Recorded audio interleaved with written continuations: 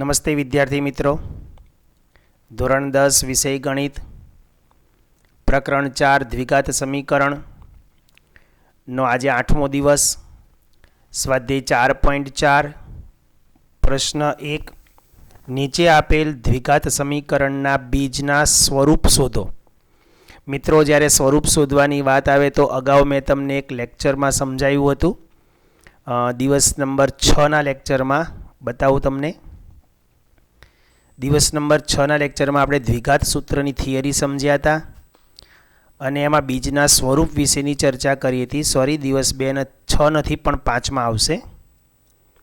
તો અહીંયા જે છે દ્વિઘાત સૂત્રનો ઉપયોગ કરાયો હતો આપણે. એમાં વિવેચક શોધ્યું હતું અને વિવેચકના જે 3 નિયમો હતા, D greater than 0, D is equal to 0 અને ડી લેસ ધેન 0. તો અહીંયાથી આપણને બીજના સ્વરૂપની ખબર પડે છે કે બે ભિન્ન અને વાસ્તવિક મળે. ડી બરાબર 0 હોય તો બે સમાન અને વાસ્તવિક મળે. ડી લેસ ધેન 0 હોય તો બીજ અસ્તિત્વ ધરાવતા નથી. તો એ જ 3 મુદ્દાનો ઉપયોગ આપણે અહીંયા કરવાનો છે. તો આજના દિવસની અંદર આપણે ફક્ત ખાલી એના સ્વરૂપની ચર્ચા કરવાની છે અને જો તેમને વાસ્તવિક બીજ હોય તો શોધવાના છે. મતલબ આલ્ફા અને બીટા સુધીનું બધું જ કામ કરવાનું રહેશે. તો આ પ્રકારના દાખલા અગાઉ આપણે જોઈ ગયા છીએ, એટલે અત્યારે હું તમને બાકીના 2 દાખલા હોમવર્કમાં આપીશ. પ્રશ્ન પહેલાંનો પહેલો અને ત્રીજો હોમવર્કમાં આપીશ. હું તમને અહીંયા બીજો દાખલો કરાવીશ. આ 2 દાખલા તમારે હોમવર્કમાં રહેશે. તો હોમવર્કમાં રહેલા દાખલાને તમારે ગણીને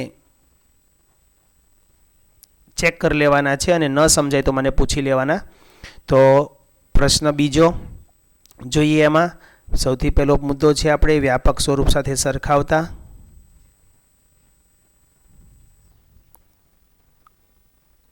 વ્યાપક સ્વરૂપ સાથે સરખાવતા. એમાં a બરાબર 3 આવશે, b બરાબર -4 વર્ગમૂળમાં 3 આવશે અને c બરાબર 4 આવશે.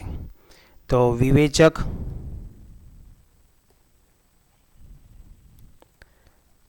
d is equal two b² - 4ac.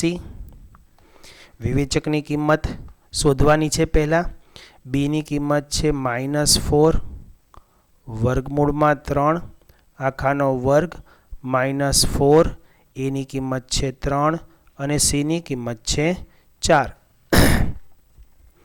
તો 4નો વર્ગ ચોકે 16 અને વર્ગમૂળ 3નો વર્ગ 3 એટલે 16 તરી 48 માઇનસ ચોકે 16 16 તરી 48. 48 - 48 મતલબ કે ડી બરાબર 0 આવ્યો. ડી બરાબર 0 આવે છે મતલબ બીજ સમાન અને વાસ્તવિક મળશે.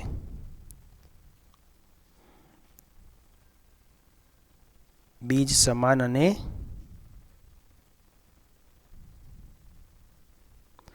વાસ્તવિક મળે. જો બીજ સમાન અને વાસ્તવિક મળે તો એના આલ્ફા અને બીટા સેમ બીજ આવશે. તો alpha beta is equal two -b/2a. તો -b શું છે? તો કે બીની કિંમત છે -4 વર્ગમૂળમાં 3 એટલે એ માઇનસમાં આવશે, માઇનસ પ્લસ થઈ જશે 2 અને એની કિંમત છે 3. લગભગ આ પ્રકારનો દાખલો અગાઉ આપણે આવી ગયો છે. એક માઇનસ પ્લસ થઈ જશે 4 વર્ગમૂળ 3 અને છેદમાં 2 તરી 6 અથવા તો 2 × 3 લખો તો પણ ચાલે. છેદ ઉડાડો 2 અને છેદમાં 3 તો તમારા બીજ આવશે 2 વર્ગમૂળ 3 છેદમાં 3. ઓકે, તો અહીંયા 2 બીજ સમાન મળે છે. બાકીના 2 પ્રશ્નો છે, પહેલો અને ત્રીજો, એ આ જ રીતે તમારે હોમવર્કમાં કરવાનો રહેશે. પ્રશ્ન 2 જોઈ લઈએ. બહુ સરસ મજાનો પ્રશ્ન છે. આવા પ્રશ્નો પરીક્ષાની અંદર અવારનવાર પૂછાય છે. કે પ્રશ્ન 2માં સૂચના છે, નીચેના દ્વિઘાત સમીકરણના બીજ સમાન છે. મિત્રો ધ્યાન આપજો. અહીંયા બીજ કેવા છે? સમાન. બીજ સમાન થવા માટેની શરત શું છે? જો આ રહી ઉપરની રકમ ડી બરાબર 0 થાય છે તો બીજ સમાન મળ્યા કે નહીં? તો તો અહીંયા તમને બીજ સમાન છે એવું લખીને આપી દીધું છે, મતલબ કે આ સમાન છે એટલે કે ડી બરાબર 0 થવું જરૂરી છે. એટલે ડી બરાબર 0 તમારે મૂકવાનું છે. તો રકમમાં શું કરવાનું છે એ સમજાવું, ધ્યાન આપજો. પહેલાં વ્યાપક સ્વરૂપ સાથે સરખાવતા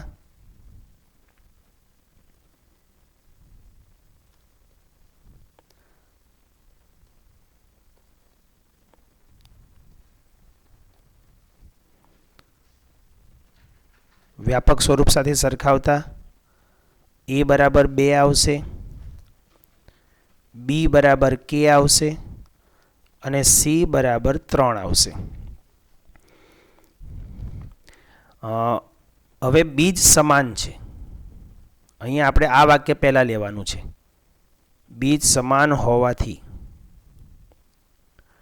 સૂચનામાં લખ્યું છે એટલે અહીંયા આપણે સમાન છે એવું લઈ લેવાનું છે. તો ડી ઇઝ ઇક્વલ ટુ જે b² - 4ac તમારું જે સૂત્ર હતું વિવેચકનું સૂત્ર, એમાં ડીની જગ્યાએ હવે તમારે શું મૂકવાનો?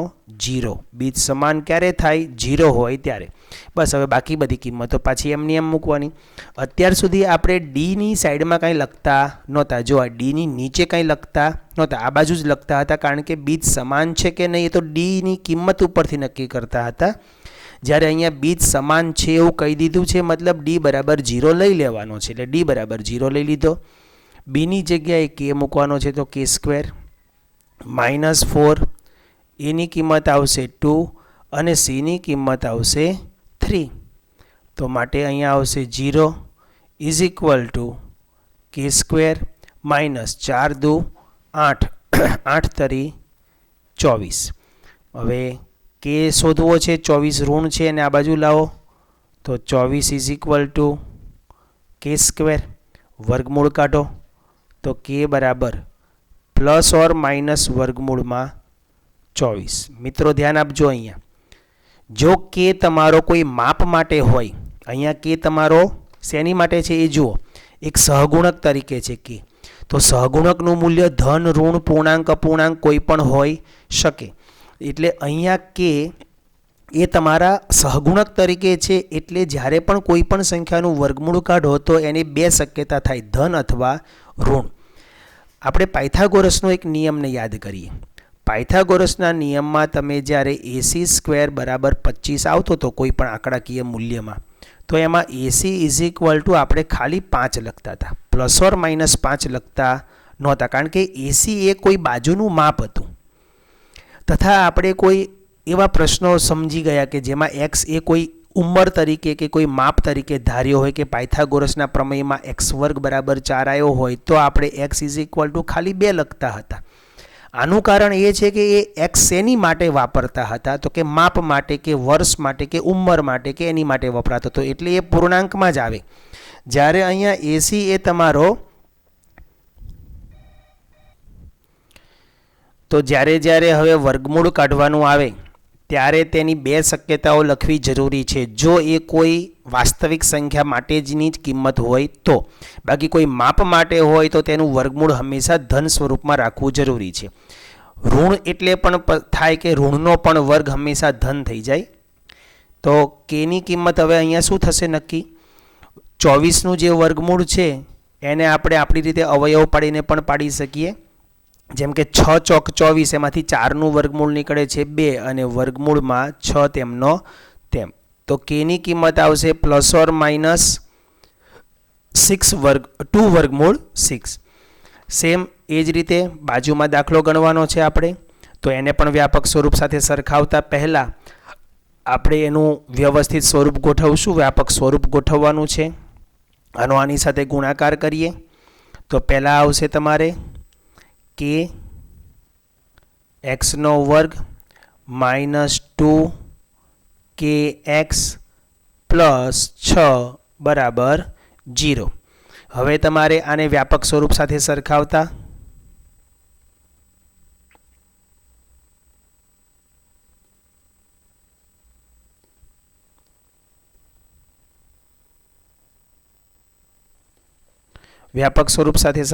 a is equal two k થાય, b is equal two -2k થાય અને c ઇઝ ઇક્વલ ટુ 6 થાય.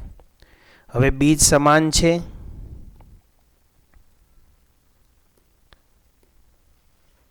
બીજ સમાન હોવાથી d = b² - 4ac માં dની કિંમત આપણે 0 જ મૂકીશું ફરજિયાત. હવે bની કિંમત છે -2k આખાનો વર્ગ -4, a ની કિંમત છે k અને cની કિંમત છે 6. તો અહીંયા આવશે 0 = 4k² - 6 ચોક 24, 6 ચોક 24k. હવે મિત્રો આમાંથી 4k કોમન કાઢો તો અહીંયા આવશે k -6, 6 ચોક 24, k -6. હવે 4k અને k -6 આ બે તમારા અવયવો છે, ધ્યાન આપજો ખાસ. તો અહીંયા આપણે 4k બરાબર એ 0 લઈશું અને k -6 બરાબર પણ 0 લઈશું. તો અહીંથી k ની કિંમત કઈ બનશે? તો કે k = 0 આવશે અને અહીંથી આવશે k = 6. ઓકે, તો આ રીતે તમે દાખલો અહીંયા ગણવાનો આવશે. ત્યાર પછી હવે વ્યવહારુ દાખલા છે બધા, એ પણ સમજી લઈએ. જેની લંબાઈ પહોળાઈ કરતાં બમણી હોય અને ક્ષેત્રફળ 800 મીટર² હોય તેવી લંબચોરસ આંબાવાડી બનાવવી શક્ય છે? જો તમારો ઉત્તર હામાં હોય તો તેની લંબાઈ અને પહોળાઈ પણ મેળવો. તો મિત્રો એક લંબચોરસ આકાર દોરું એટલે વધારે ખબર પડશે.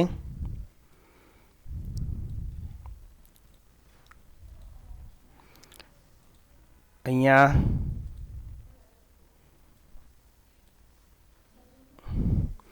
લંબચોરસ આંબાવાડી છે, આ એની અંદરના જે માપ છે એ બતાવું છું. લંબાઈ પહોળાઈ કરતાં બમણી છે એટલે એનો મતલબ એવો છે કે કરતા શબ્દ તમારો પહોળાઈ પાસે આવેલો છે તો તમારે પહોળાઈને x ધારવાની આવશે. તો લંબાઈ તેના કરતાં પહોળી છે, બમણી છે, મતલબ અહીંયા 2x આવશે અને તેનું ક્ષેત્રફળ આપેલું છે 800 મીટર². તો પહેલાં ધારો કે વાળા વાક્યો લખીશું. પહેલાં બે કે ધારો કે જે કરતા શબ્દ છે તેની પાસે ખાસ લખવાનું છે. ધારો કે પહોળાઈ x મીટર છે અને લંબાઈ તેના કરતાં બમણી છે, મતલબ કે 2x મીટર છે. ઓકે, હવે લંબાઈ પહોળાઈ કરતાં બમણી છે અને તેના ક્ષેત્રફળની વાત કરી છે. તો લંબચોરસનું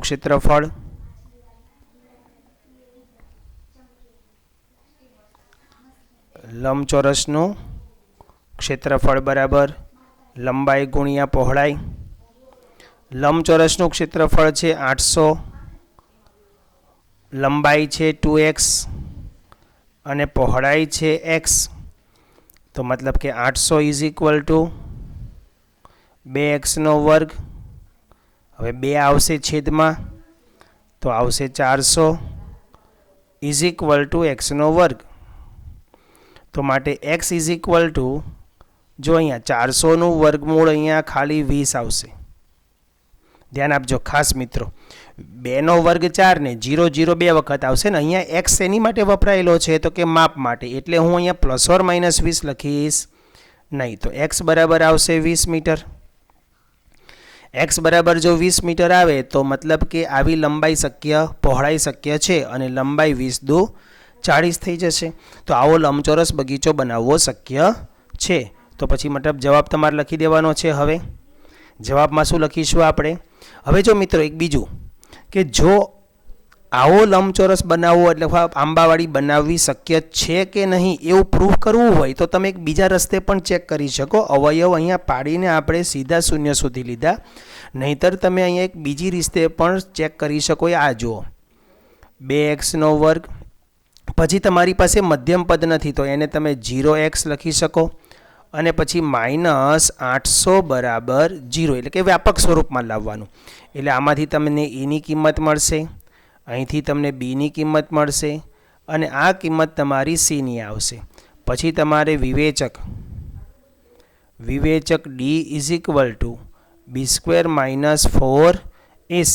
તો બીનો વર્ગ એટલે કે 0નો વર્ગ 0 માઇનસ 4 અને એની કિંમત છે 2 અને સીની કિંમત છે -800.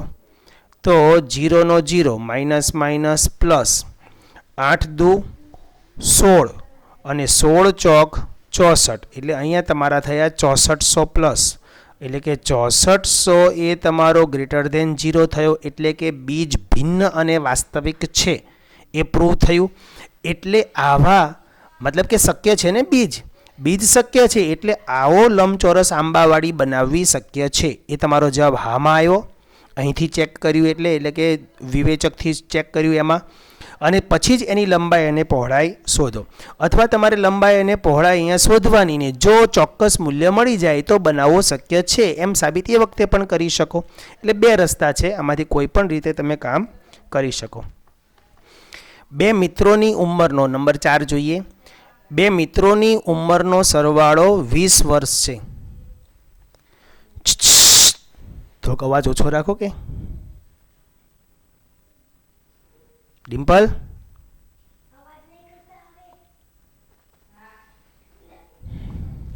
હા હવે નહીં બોલતા એમ. બે મિત્રોની ઉંમરનો સરવાળો 20 વર્ષ છે. અહીંયા પણ પાછા બે મિત્રો આવ્યા જ્હોન ને જીવંતીની જેમ. તો ધારો કે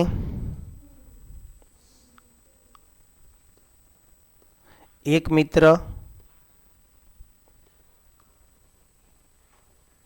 ની ઉંમર x વર્ષ છે,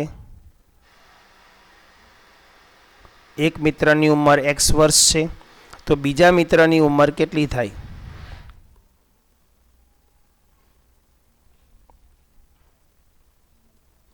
બંનેની ઉંમરનો સરવાળો 20 વર્ષ છે તો 20 - x જેટલી થાય એટલે 20 - x વર્ષ. જ્હોન ને જીવંતીનું હતું ને એના જેમ કોઈ પણ બે સરવાળો આવે એટલે એકની x તો બીજાની 20માંથી x બાદ કરો. એટલે ધ્યાન રાખજો 20માંથી x હોય, xમાંથી 20 નહીં કરતા. હવે 4 વર્ષ પહેલાં તેમની ઉંમર દર્શાવતી સંખ્યાઓનો ગુણાકાર. 4 વર્ષ પહેલાં તેમની ઉંમરની સંખ્યા દર્શાવતો ગુણાકાર એટલે 4 વર્ષ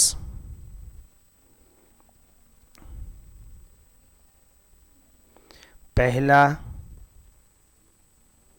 તેમની ઉંમર દર્શાવતી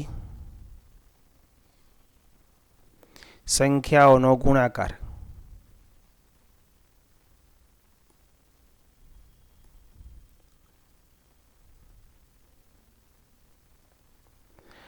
અડતાળીસ હતો. તો બંનેમાં 4 વર્ષ પહેલાંની વાત કરો તો 4 બાદ કરવાના.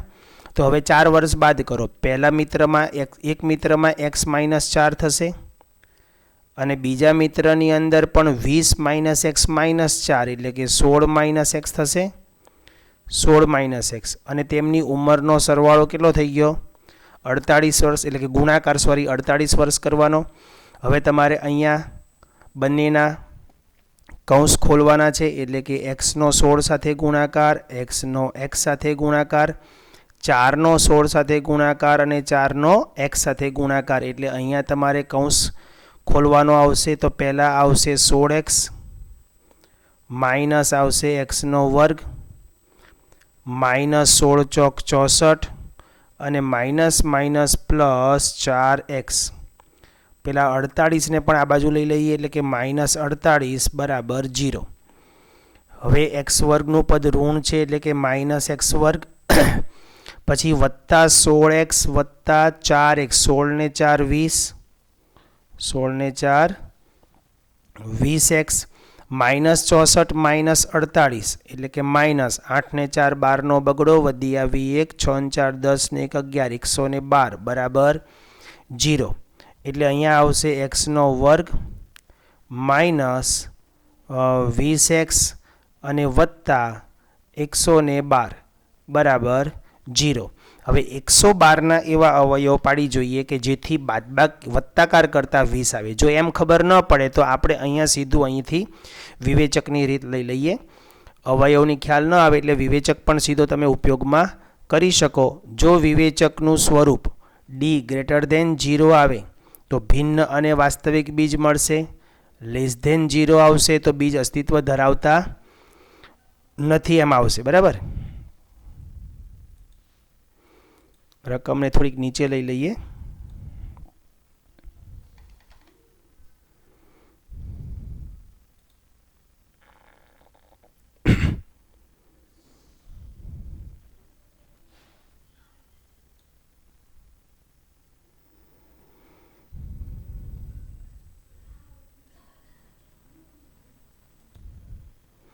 તો વ્યાપક સ્વરૂપ સાથે સરખાવી આપેલ સમીકરણને.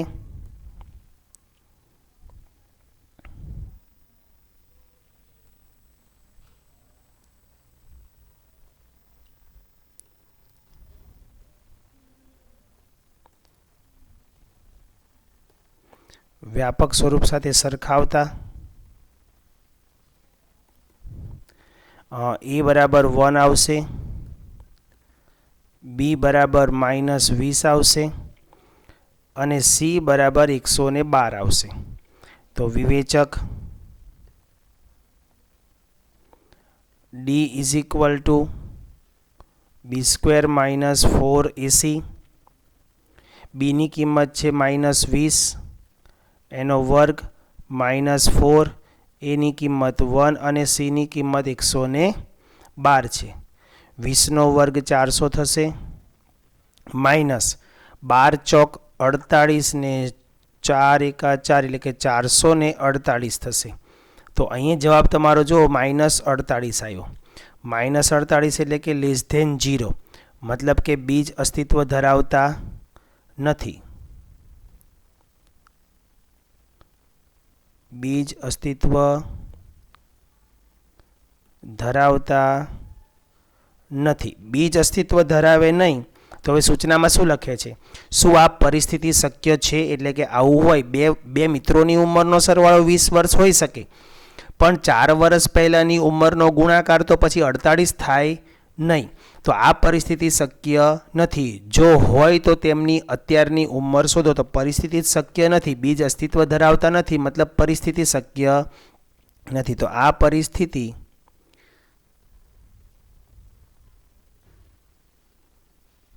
શક્ય નથી. આ પરિસ્થિતિ શક્ય નથી એમ લખવાનું. એટલે શૂન્ય મળતા જ નથી, પછી આગળ કંઈ પ્રોસેસ કરવાની આવશે નહીં. ત્યાર પછીનો પ્રશ્ન એને જેવો જ છે. જેની પરિમિતિ 80 મીટર અને ક્ષેત્રફળ 400 મીટર સ્ક્વેર હોય તેવો લંબચોરસ બગીચો બનાવવાનું શક્ય છે. ફરી પાછો બગીચાવાળું આવ્યું. ફરી એક આકાર લઈ લઈએ. બરાબર. બગીચો બનાવવો શક્ય છે કે નહીં એવું ચેક કરી લઈએ.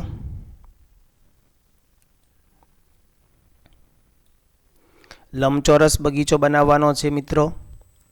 પહેલાં હવે આકાર જે આપેલા છે પરિમિતિનું આપેલું છે, તો પહેલાં એક સમજૂતી હું તમને અહીં લખીને આપું કે તમે દાખલા તરીકે પરિમિતિ છે એટલે બધી બાજુના માપની વાત આવે.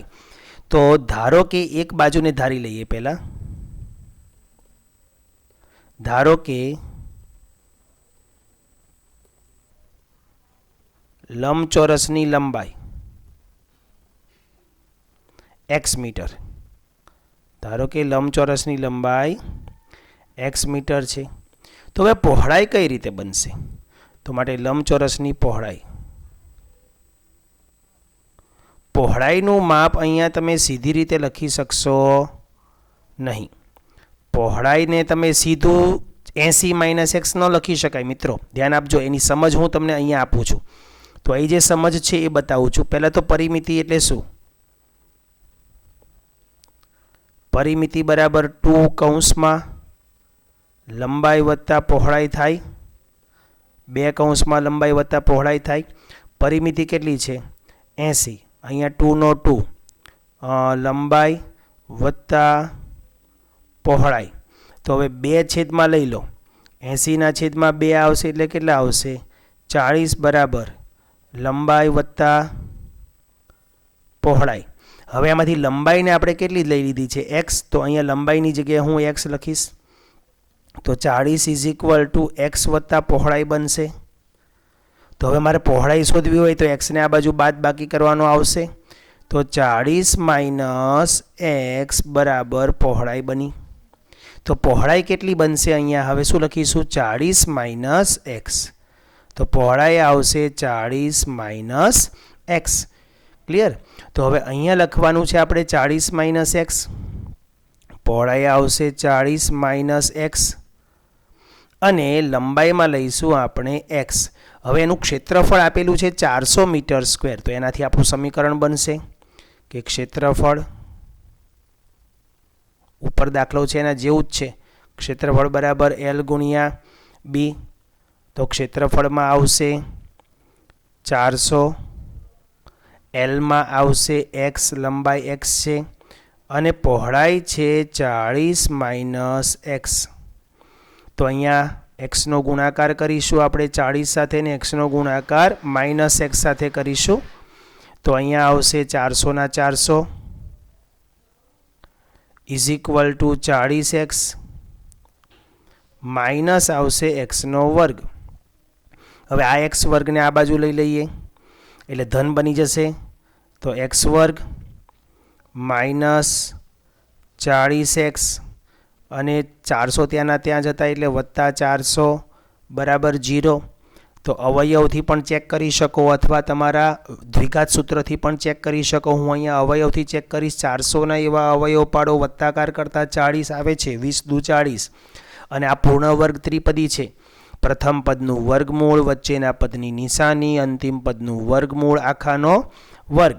તો અહીંયા આવશે x - 20 અને બીજો પણ એનો વર્ગ આખાનો બરાબર 0 એટલે કે x - 20 કેટલી વખત x - 20 બે વખત આખાનો વર્ગ એટલે એ થાય ને પૂર્ણવર્ગ ત્રિપદી છે. જો પ્રથમ પદનું વર્ગમૂળ, વચ્ચેના પદની નિશાની, અંતિમ પદનું વર્ગમૂળ, કારણ કે પૂર્ણવર્ગ ત્રિપદી માટે આનું જે વર્ગમૂળ થાય એને 2 વડે ગુણો એ મધ્યમ પદમાં હોવું જોઈએ અને એ છે. તો x - 20 બરાબર 0 અને x - 20 બરાબર 0. તો અહીંથી x ની કિંમત આવશે 20 અને આમાં પણ x ની કિંમત આવશે 20. તો બંનેની કિંમત 20 આવી એટલે લંબાઈ પણ 20 અને હવે લંબાઈ તમે 20 મૂકો તો એ 40માંથી એ 20 બાદ કરો તો પહોળાઈ પણ 20 થઈ. તો મતલબ લંબાઈ પણ 20 છે અને પહોળાઈ પણ 20 છે. તો આવો લંબચોરસ શક્ય છે કે નહીં? એક રીતે જોવા જાવ તો લંબચોરસમાં લંબાઈ ને પહોળાઈ અલગ અલગ હોવા જોઈએ, પણ જો સમાન લંબાઈ ને પહોળાઈ હોય તો એ લંબચોરસ તો કહેવાય જ. મિત્રો ખ્યાલ આવે છે કે નહીં? જો સમજાવું તમને, બે વિધાન બોલું છું. લંબચોરસને ચોરસ કહેવાય તો ના આવશે, કારણ કે લંબચોરસને ચોરસ ન કહેવાય પણ ચોરસને લંબચોરસ કહેવાય. લંબચોરસને ચોરસ કેમ ન કહેવાય? તો કારણ કે લંબચોરસના જે ગુણધર્મો છે એ બધા ચોરસમાં પાલન થતા નથી. ચોરસનો એક ગુણધર્મ છે તેની બધી જ બાજુના માપ સમાન જોઈએ, જ્યારે લંબચોરસમાં તો સામસામેની જ બાજુના માપ સમાન આવે છે. પરંતુ ચોરસ એ લંબચોરસ છે કારણ ચોરસની અંદર જે ગુણધર્મો છે ને એ બધા લંબચોરસમાં પાલન થાય છે. લંબચોરસના બધા ખૂણા કાટખૂણા તો ચોરસના એ બધા ખૂણા કાટખૂણા. લંબચોરસની સામસામેની બાજુની માપ સમાન તો અહીંયા તે સામસામેની બાજુની માપ સમાન જ છે ને એક પ્રકારે. એટલે અહીંયા પણ તમે આવી રીતે કામ કરી શકો કે જે ચોરસ છે એને લંબચોરસ કહી શકાય પણ લંબચોરસને ચોરસ કહેવાય નહીં. એટલે આ 20-20 બાજુવાળો ચોરસ છે ને ચોરસ છે એટલે લંબચોરસ છે. તો આવો લંબચોરસ બગીચો બનાવવો શક્ય પણ થઈ જાય. તો અહીંયા તમારા પ્રકરણ 4નું બધું જ પૂરું થઈ ગયું છે 70% કોર્સ પ્રમાણે. તો હવે 2 પ્રમેય બાકી છે એ હું તમને આગળના વિડીયોમાં મોકલી આપું છું. જય હિન્દ, જય ભારત.